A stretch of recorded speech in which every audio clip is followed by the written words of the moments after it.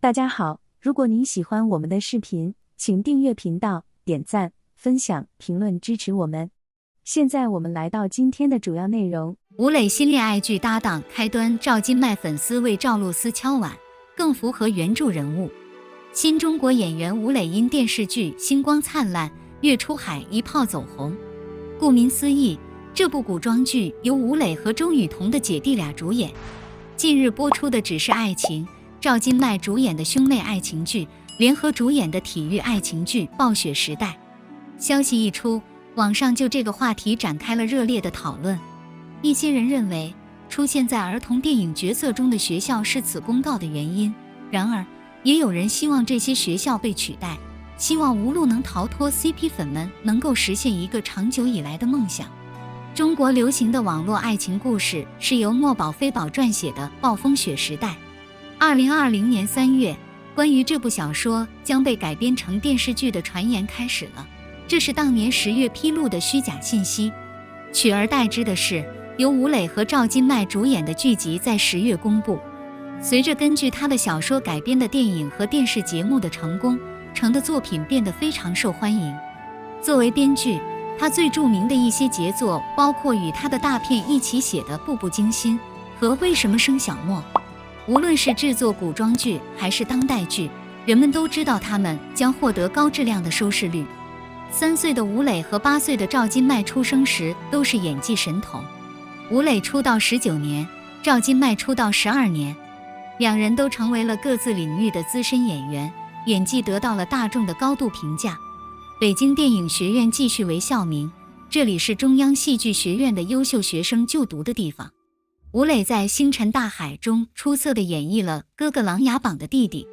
他还成功地扮演了冷面战神凌布。怀疑在演戏和流量的一线角色中表现出色，他成功地平息了弟弟对小飞流的印象。2014年，赵今麦在中国科幻电影《流浪地球》中饰演韩朵朵，讲述一个星球在移动，他的角色是一个哭泣、冲动和懦弱的少年，一夜成名。今麦因为在这部电影中的表现，在中国被称为国民姐姐，17岁就入选了2019福布斯中国30岁以下精英榜。她在第一部出演了另一部伤脑筋的电影《洗脑》，这一年的一半叫做《开端》。本片以台球为剧情，男女主角林逸阳、尹国两位主角都是台球运动员。林逸阳在纽约一场暴风雪中偶然认识了郭莹，他立即爱上了她，并决定与她分享一顿饭后求婚。然而他违反了自己的规则，与其他人下注。年少的林逸阳曾经打过一场出色的台球比赛，然而当他还是个孩子的时候，他就失去了注意力，毁掉了一个有价值的游泳池。在表姐的帮助下，林逸阳慢慢学会了了解银果，最终也来照顾他。尽管他的职业生涯遭遇了重大挫折，但他还是将精力投入到与郭一起学习打台球上。小说《暴风雪时代》中有2个男性和女性主角，他们的性格都经过了深入研究。他们既有魅力又有魅力，就像2个性格完全不同的人。此外，他们的外观非常不同，使他们看起来几乎相同，但并不完全相同。很多喜欢原著的人都认为男主比女主显老，他们认为他英俊、个性鲜明。吴磊几乎符合这个描述。这本书的女主人公被描述为有杏仁状的大眼睛、小鼻子和红色的皮肤。很多读者都觉得赵今麦长得和这个描述差不多，虽然很多星韩月明沧海的仰慕者都说赵今麦比她漂亮。为了刺激吴磊和赵露思的现代戏，露思频频敲碗。热播古装剧中的每一位演员都有一个在剧中飞起来的梦想。11月1日晚，王磊和蕾莎2位80后演员凭借《皇帝》和《回眸》获得第33届飞天奖。在飞天、金鹰、白玉兰3个奖项中，飞天奖是电视领域的政府奖，这意味着年轻演员越来越受到主流题材的青睐和肯定。在第33届飞天奖入围名单中，还有黄景瑜、肖战、钟楚曦主演的《王牌骑兵》，赵丽颖、王一博主演的《理想闪耀中国》等作品。这些曾经以古代木偶大放异彩的演员，开始陆续尝试在话剧中扮演角色。仅在2022年，赵丽颖就将在《幸福到万家》中饰演勤劳的农妇和幸福，王一博将在《冰雨与烈火》中挑战缉毒警察陈宇，杨洋将在《特战荣耀》中饰演严破月，饰演武警特种兵，赵露思饰演解放初期居委会主任田枣。就像互联网行业的35岁法则一样，巨变几乎成了老木偶美女的职业选择。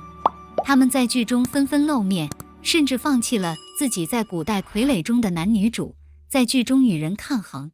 不过，大部分演员还没有通过主剧的角色对自己的演技和打法翻身，甚至在一群老演员的对比下，更暴露了自己演技上的短板，被自己有限的荧幕形象迷惑，不知不觉陷入了抛弃配偶的尴尬。古代木偶演员的正规化为何如此艰难？而弃妻随真真的是他们向外界证明自己的唯一途径吗？为什么他们离弃配偶，随从他们的意？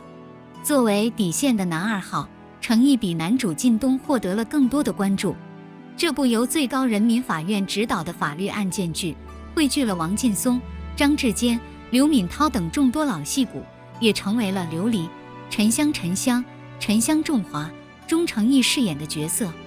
和其他古代木偶戏一个严峻的挑战。网友飞罗大片表示，据说程毅拒绝了一个当红男主出演男二号，虽然表面上看起来是亏本，但也意味着他拓宽了都市剧的范围，还有真人剧等真人版的。这部剧值得。底线播出后，粉丝们还把井号程毅演员的可塑性、井号程毅的角色跨度这么大、井号等话题送上了微博热搜。不过，对于程毅在剧中的表现，市场褒贬不一。评委转载了他对飞罗电影的评价，并表示，最让我惊讶的是，程毅在主戏中的表现远比古代木偶戏聪明，而且原著中的台词也出乎意料的好。目前程毅即将上线的剧集包括红色主题的《深潜玄秘》，正法主题的《英雄无悔》，积压已久的《当爱在汹涌澎湃》等。可以发现，虽然转型备受争议，但年过30岁的程毅依然有意识地摆脱古傀儡美人的标签，逐渐向剧中的角色靠拢。荣耀杂志分析了古代木偶剧和主线剧不同的创作逻辑。古代木偶戏虽然以古代为背景和特色，但它观察的是当代人的生活状况。比如《梦花录》虽然有故事背景，但突出了女独立、女帮女的现代价值观，剧中的人物很容易被观众替代。主剧更注重还原故事和传递价值，比如《大明1566》就是追随历史的痕迹，还原过去人物的精神世界和行为逻辑。观众在历史上与剧中的角色是分开的，他们会从评价的角度看待剧中的人物，不会轻易更换自己。据此分析，在表演方面，古代木偶剧应该通过营造唯美的情怀和虐心的情节，给观众带来浪漫的想象，因此演员只需要将角色塑造成可爱的替身角色即可。主线剧需要还原真实的故事和形象，满足观众对剧集的审美需求，所以演员要展现更多的演技，思考故事的底层逻辑。当古代木偶演员已经获得了足够多的粉丝认可后，接下来的目标就是拓宽他们在主剧中的表演路径，获得更广泛圈子和行业的认可。凭借《仙剑奇侠传》走红的胡歌，通过《飞仙》《仙剑奇侠传3》等古装剧冲向一线响声，却选择淡出职业生涯巅峰时期的市场，回到学校和剧院舞台。他在接受 GQ 采访时提到，自己在2010年做了一个重大决定，那就是跳出大家都知道的所谓古装偶像小生的荧屏形象，寻找更大的可能性。2015年，凭借《伪装者》中的明泰和《琅琊榜》中的梅长苏重回事业巅峰。他不仅稳固了一线演员的地位，还被评价为偶像演员转型最成功的案例。胡歌之后，更多在古代木偶剧中走红的演员也走上了正规化的道路。杨幂在《风暴之眼》中饰演国安局侦查处处长，古力娜扎在《风暴5》中挑战信息安全官周子轩，任嘉伦在《蓝焰突击》中饰演消防员李锡成，迪丽热巴在待播剧中还有以检察官为主题的《检察官精英》。不过，对于老傀儡美人和古傀儡美人的改造，也有人持反对意见。微博网友 @mini 说：“求求诚意，请不要再演戏了，不要转型。为什么流量明星必须转型？我不想看那些现实剧，生活已经够焦虑了。这部剧，我就是想看点虚拟的放松一下。正剧不缺好演员，不缺演技好，但也不缺古人偶。小学生都男学生长得好看，演技好。那对于演员来说，从偶像剧转向正剧似乎是一条有效且正确的职业道路，但对于观众和行业来说，可能更需要专业的人做专业的事，而不是低质量的转型。为什么恢复正常这么难？那么，古木偶剧中如鱼得水的演员们，为何会在主剧中遭遇瓶颈呢？萤火娱乐制作人徐鹏鹏告诉文冠工作室，一个角色的成败不仅取决于演员的演技，还取决于演员是否适合角色本身。编剧在写人物的时候，通常会遵循3点：可悲、可信、可爱。无论性格是正面的还是负面的，都必须有人性的火花。作为3界霸主，东方擎苍以大魔王的形象出现，却是一个可怜的人。他不仅从小经历过痛苦，还被父亲的噩梦折磨，不断地忍受着背叛和孤独。同时，他也是一个值得信赖的人，拥有3界最强的法力，能够保护自己心爱的小兰花。归根结底，他是个可爱的人，虽然是3界最大的妖，但在遇到萧兰花之后就暴露了，走出正义幼稚的第二面。调皮可爱的王鹤棣在《玉龙》中饰演深情内敛的龙王鱼池龙颜，表现出极其沉重的表演痕迹，面瘫的演技被观众诟病。但当他以萌反差出演东方擎苍时，更加自然灵动，吸引了无数观众。在实际选角中，徐鹏鹏透露，除了考察演员的外貌、气质、性格甚至价值观之外，也是考察的重点内容。因此，在采访中，徐鹏鹏经常选择做盲测，也就是不给演员的传记和试镜片段，而是坐下来谈父母的不足。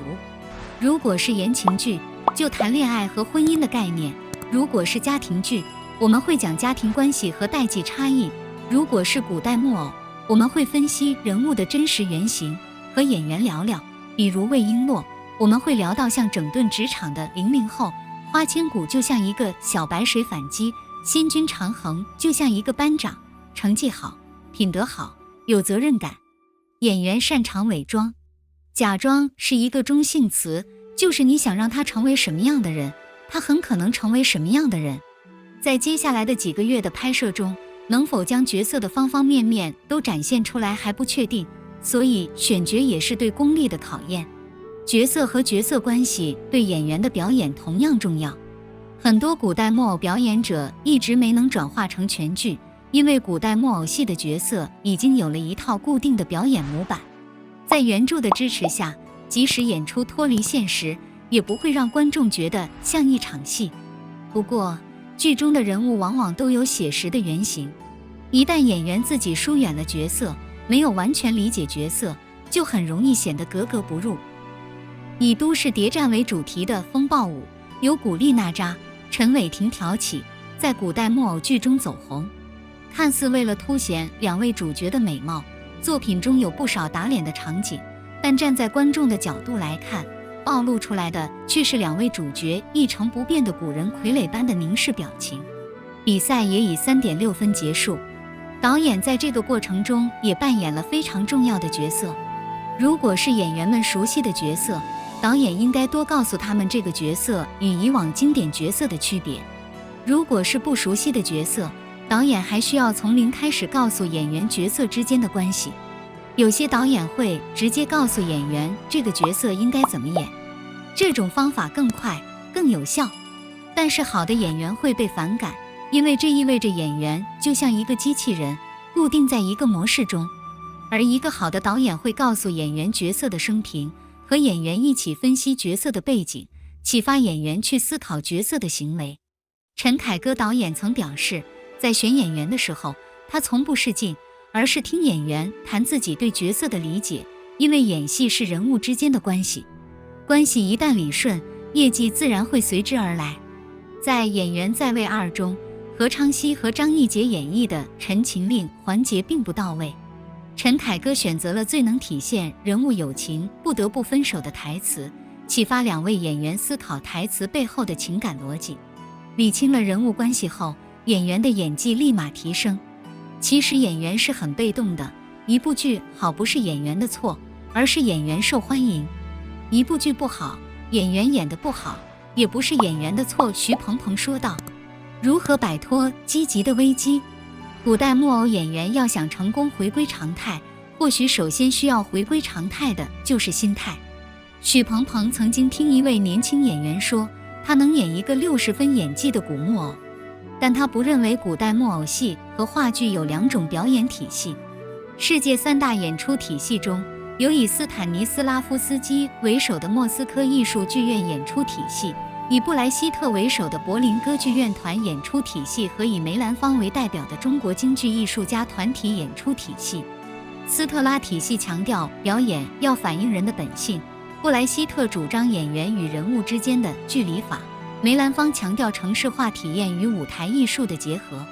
所有演员的表演体系基本属于以上3种类型，表演方式无非是真听、真看、真感。虽然古代木偶故事的背景是人为的，并且是一种浪漫主义形式，但人物本身仍然植根于已知的人类现实。无论是《花千骨》中的花千骨，《楚乔传》中的楚乔，还是《万家福》中的何心福，无论故事的背景是架空的蜀山、乱世的西魏，还是当代的人物，都具有一种顽强独立的精神，很符合女星赵丽颖的气质。所以可以说是角色成就了她，也可以说是她成就了这些角色。花千骨、楚乔传、幸福千家、赵丽颖、苍兰之树等世界观都是假的，但人写的任何剧本都必须立足于人的生命和情绪。小兰花，她是个小仙女，但在现实生活中绝对可以找到她的对手。她平凡却善良，她的能力很好，但她总是不服输。我真的很想追求我的理想。所以演员创作一株小兰花，一定是和天上的神仙相提并论吧。冠于，因此即使是表演古代木偶戏，也需要演员在现实世界中真正的听、看和感受。徐鹏鹏说，因此演员本身不应该将表演简单的归类为古代木偶戏和戏曲，而应该100%努力去接近和揣摩人物。作为制片人，为了节省时间和保险，如果选择演过古代木偶的演员，商业逻辑没有问题，但这并不代表就对了。选角技巧也不能算理论。一个更好的演员是一个戏剧脸，对任何角色都有非常高的适应度。这样的演员凭借精湛的演技和热情，足以驾驭古代木偶、现代、主旋律等各种题材。《仙剑奇侠传》中的李逍遥，《琅琊榜》中的梅长苏，《南战会》中的周泽农，一匹新衣怒马，一个空想家，一个亡命之徒，无一不被描绘在3点。在这些角色中，胡歌自身的影子越来越弱。《仙剑奇侠传》南战晚会，胡歌在2022北京电视剧节《北京之夜》在《人民的名义》等剧中表现出色的吴刚表示，好的演员会让观众忘记演员，记住角色的名字。他想做一个球员的脸，一个人，一个角色的演员，一个角色，一个特征。为了与时俱进，吴刚透露自己已经开始与更多的90后、00后年轻演员合作，出演一些年轻观众喜爱的角色。对他来说，这不是降维打击或倒退，而是出于对表演本身的好奇和热爱。所以对于年轻演员来说，契机做常客不应该是目标，而是过程。无论是古代木偶戏还是真人剧，每个角色背后都有不同的背景和背景颜色。优秀的演员也能在古代木偶戏中大放异彩，但没有做好主角准备的演员会展露真面目。一个演员的真谛可能就像吴刚说的那样，路可以慢，但一定要稳。所谓的成功，可以耽误一晚，